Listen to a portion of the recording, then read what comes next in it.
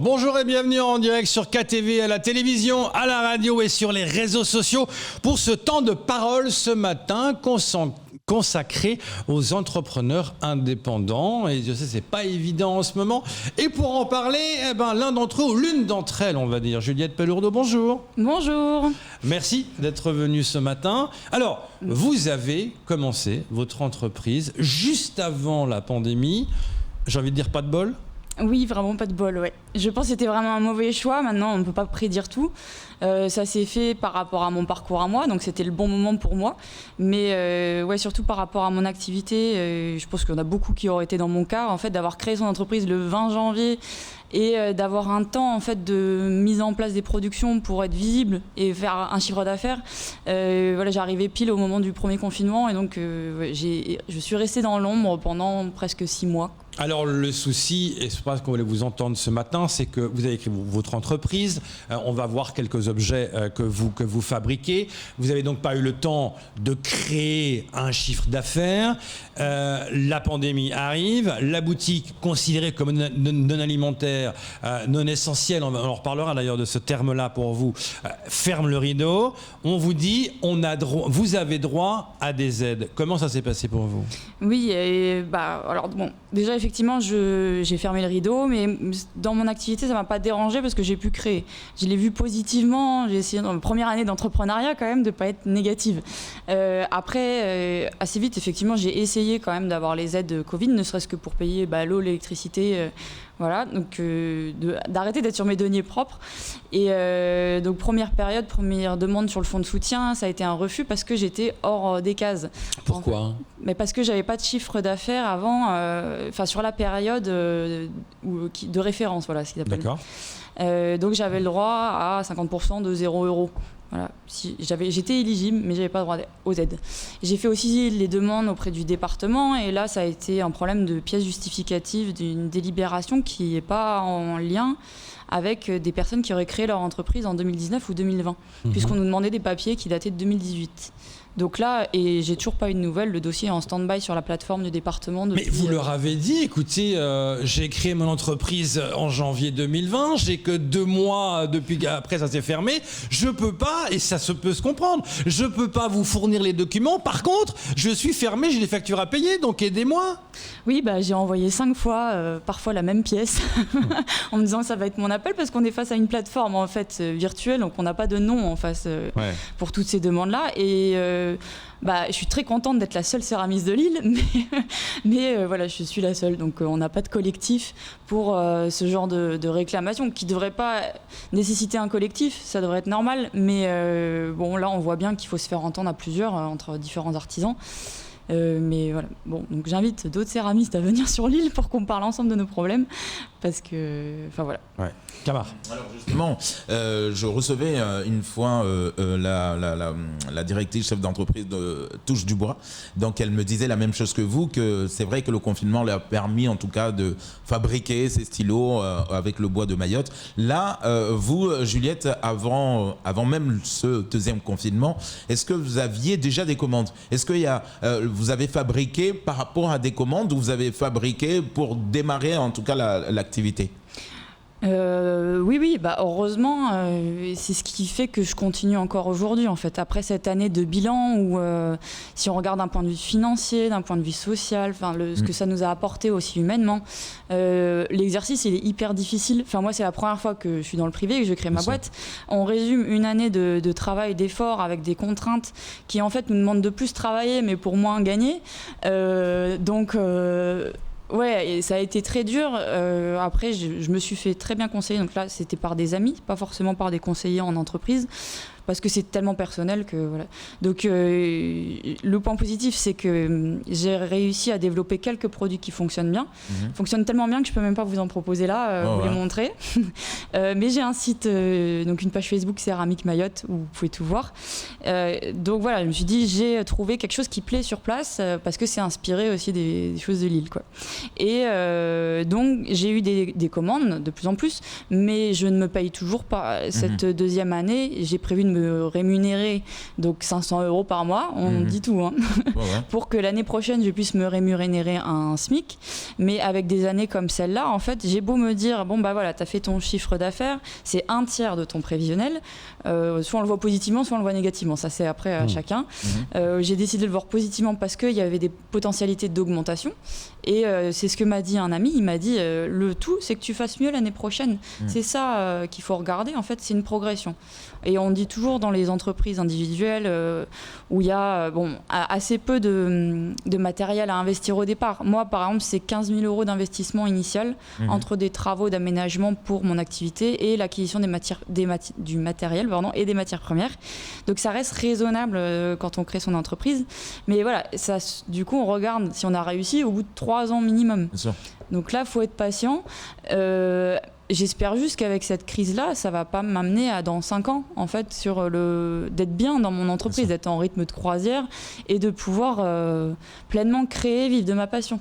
Voilà. Alors là, c'est vrai que quelque part, vous avez créé, c'est votre bébé aujourd'hui. Donc là, l'idée ou on va dire la stratégie, c'est quoi? C'est de lutter pour la survie d'abord de l'activité, parce que vous avez dit vous rémunérez pas pour l'instant, il n'y a pas en tout cas le retour que vous estimiez par rapport aujourd'hui à l'étude de marché. Donc là on lutte d'abord pour la survie tout en essayant de chercher quand ça va se débloquer les aides auprès du département, de l'État. Oui, alors j'ai fait beaucoup de demandes d'aide parce que dès le premier jour de création de mon entreprise, je savais ce que je voulais faire plus tard. J'ai beaucoup de projets à la fois de développement de mon entreprise à moi, mon atelier, d'avoir plus de machines pour pouvoir proposer plus de produits, répondre à plus de commandes, par exemple chez les architectes d'intérieur, du carrelage, des choses comme ça qui nécessitent beaucoup de matériaux, et d'offrir un produit qui n'existe pas et qui est local parce que je puise dans les ressources locales aussi. Donc très vite j'ai anticipé la suite et j'ai déposé un dossier d'investissement auprès du département tout en sachant que ce serait peut-être donné dans 2 ans. Mais ce que je comprends aussi, il faut le temps de faire confiance à la personne et tout. Là, tout de suite, je suis dans une situation d'urgence. Donc, effectivement, c'est bien sauver ma boîte là qui est en jeu. Mais c'est ça que j'allais dire. Oui. C'est sauver les boîtes. Là, donc, j'ai quasiment plus rien sur mon compte et je viens de vivre un épisode fâcheux. Donc, les orages du 7 février, il y en a un qui est tombé juste à côté de l'atelier et visiblement, il y a une onde magnétique qui a cassé mon tour, mon outil de travail. Wow. Et alors faire localement c'est possible mais ça a un coût énorme, c'est minimum 1 500 €. C'est l'aide du débat, l'aide Covid. Le fond. C'est vrai que c'est terrible. Donc les coûts s'enchaînent les uns après les autres. C'est pas de bol. Donc là, si je m'entends bien, toujours pas de nouvelles. Vous avez fait plusieurs demandes, encore d'autres demandes, et pour l'instant, vous n'avez rien reçu comme retour. Alors, vous m'appelez dans le feu de l'action, on va dire. Là, c'est arrivé la semaine dernière, il y a un peu plus d'une semaine. Et le temps réservé aux administrations, je l'ai réduit au maximum quand même dans mon activité. Mais là, ça fait une semaine que je suis tous les jours à rechercher, à toquer à toutes les portes. Donc, j'ai eu des bons retours, mais c'est encore en cours. Donc, j'ai notamment l'ADI, la préfecture à l'égalité des femmes, là, qui m'ont beaucoup conseillé, aidé. Mais ils travaillent avec des partenaires, ils ne donnent pas des aides directes. Justement, j'allais dire, est-ce que vous avez été approché de l'ADI par rapport à ça? Parce que l'ADI, quand ils sont sur notre plateau, a dit, mais il y a beaucoup d'entrepreneurs qui se sont créés comme vous l'année dernière et on les accompagne. Je me dis, qu'est-ce que l'ADI vous a dit par rapport justement à votre situation? Alors l'ADI a dit des choses très intéressantes que moi j'aurais pas lues parce que c'est dans les toutes petites lignes des textes des décrets. Mon souci, là on en a parlé pour le premier confinement, c'était ma date de création et ma date de premier chiffre d'affaires qui faisait que j'étais pas dans les périodes de référence pour calculer mon aide. Là pour la période de novembre, j'ai cru que c'était encore la même. Enfin, novembre, janvier, décembre, janvier.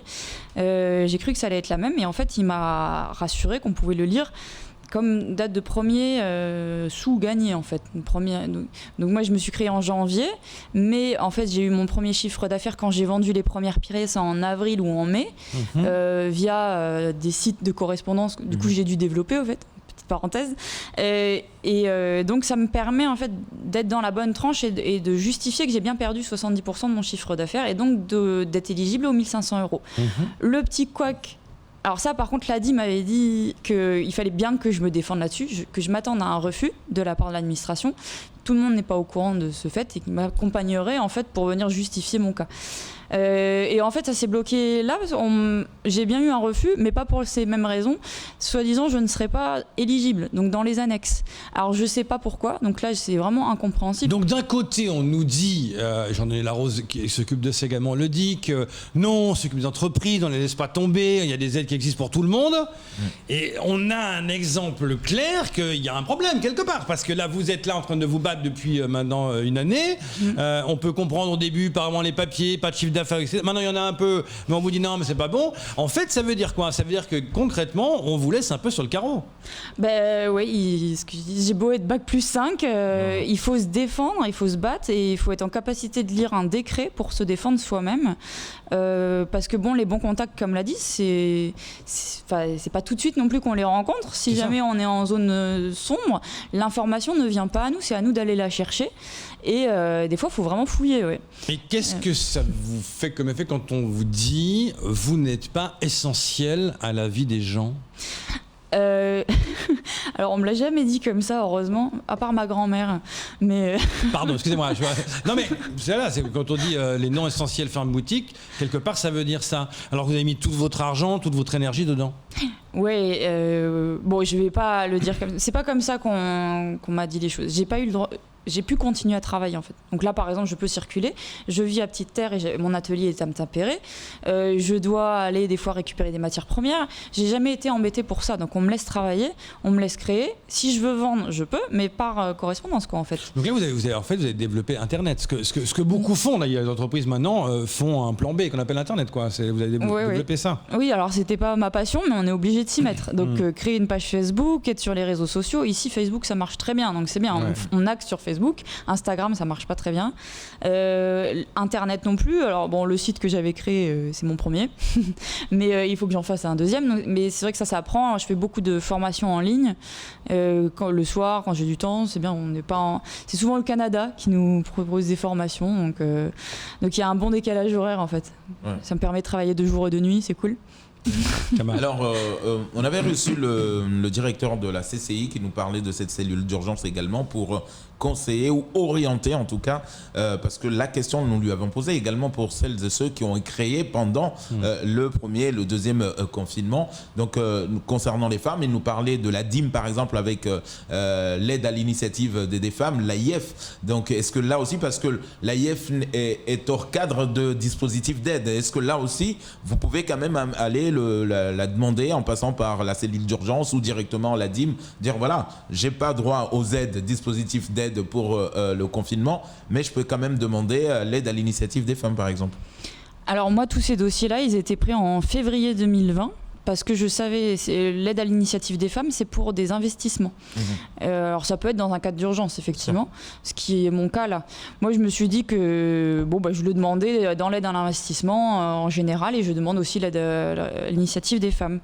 Donc je l'ai déposé en février, après j'ai été suivie par une première structure, puis ensuite Créa Pépite, qui a un coût quand même. Mais je me suis dit au moins le dossier va être suivi, moi je ne dépenserai pas trop d'énergie, donc c'est 700 € quand on signe et 700 € quand on a la subvention. Donc le dossier d'AIF, je ne sais plus quand est-ce qu'elle l'a déposé, mais c'est soit en juin ou juillet ou en août. Et depuis, il est toujours bloqué en fait. Les aides du département, tout a été toujours reculé en fait. Les appels à projets. Là, on nous parle entre avril et juin. L'analyse de nos dossiers qu'on a déposés il y a un an, c'est juste l'analyse en fait. Donc il y a c'est très long, il ne faut pas compter là-dessus pour l'urgence. Hein. Est-ce que pour vous en sortir aujourd'hui, Juliette, vous pouvez vous dire je fais comme tout le monde, je mets en stand-by, en veille, comme on dit l'entreprise, et je travaille d'abord parce que je ne peux pas m'en sortir si ça continue, si on est amené à être prolongé dans ce confinement par exemple? Non, alors heureusement les marchés de Noël ont bien fonctionné, même si c'était largement en dessous de mon chiffre d'affaires, donc j'ai pu mettre un peu de sous de côté. Donc, mais voilà, il faut vraiment pas que ça dure plus de 6 mois, cette situation. J'allais dire justement, combien de temps vous pouvez tenir comme ça? Parce qu'à un moment donné, s'il n'y a pas d'aide qui vient, des charges qui arrivent, vous devriez faire quoi? Ça met en péril votre boîte, clairement.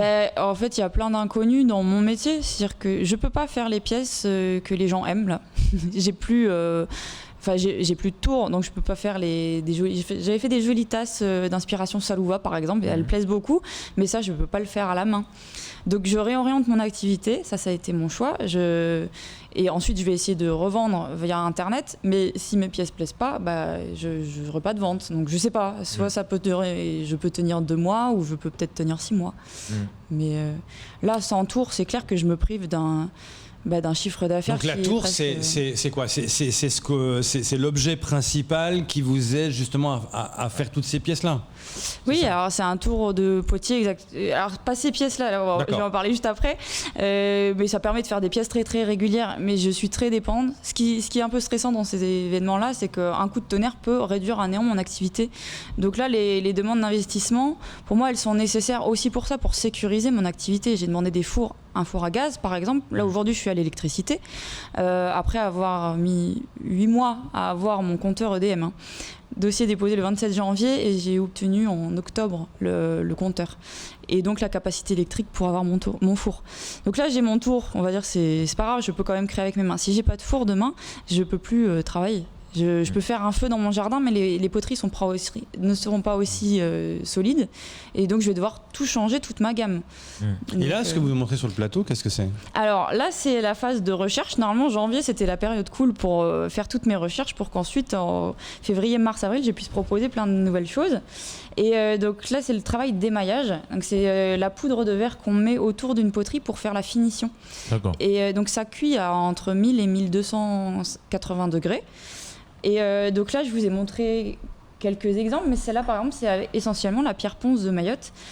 Donc c'est ça qui fait rêver un peu dans mon métier. Moi, quand j'ai trouvé cette pierre ponce à Petit Moya, j'étais persuadée que c'était le nouveau volcan de Mayotte. Et donc j'ai trouvé ça génial et je me suis dit, waouh, on va faire des poteries nouveau volcan. Bon, après, il y a les experts qui m'ont dit, on se calme, c'est des trucs qui datent d'il y a 10 000 ans. Mais c'est pas grave, ça a fait rêver d'audience comme moi. Et alors celui-là, c'est avec de l'argile de Mayotte. Et il y en a un autre que je n'ai pas ramené parce qu'il n'était pas très réussi, mais ça va me permettre je vais poursuivre les recherches avec de la cendre de bananier. Oui. Tout ce qui nous entoure quand on commence à jouer aux petits chimistes, là, c'est la partie très chimique, peut être potentiellement une matière première. Donc, voilà. Juliette, on arrive au bout de ce temps de parole. Qu'est-ce que vous espérez aujourd'hui? Ah ben là, j'espère vraiment mon aide Covid. Ouais, c'est ça. Hein. Je compte que là-dessus. Tout ce qui doit prendre 1-2 ans pour l'évolution, la modernisation de mon activité, le fait de s'ouvrir aux autres, ça peut effectivement prendre du temps, c'est pas grave, on compte pas là-dessus, c'est le côté incitatif des aides. Mais là, c'est de l'urgence, on nous promet de l'urgence, des réponses à l'urgence. Moi, j'attends vraiment que ce soit concret, quoi. Dossier déposé, vous attendez maintenant une réponse, enfin. Une réponse positive. J'ai une réponse négative en 3 jours, mais négative. Vous avez eu des réponses négatives déjà, mais tout espérer des réponses positives, on l'espère et on suivra cette affaire. Merci beaucoup d'être venu ce matin. C'est tout pour ce temps de parole.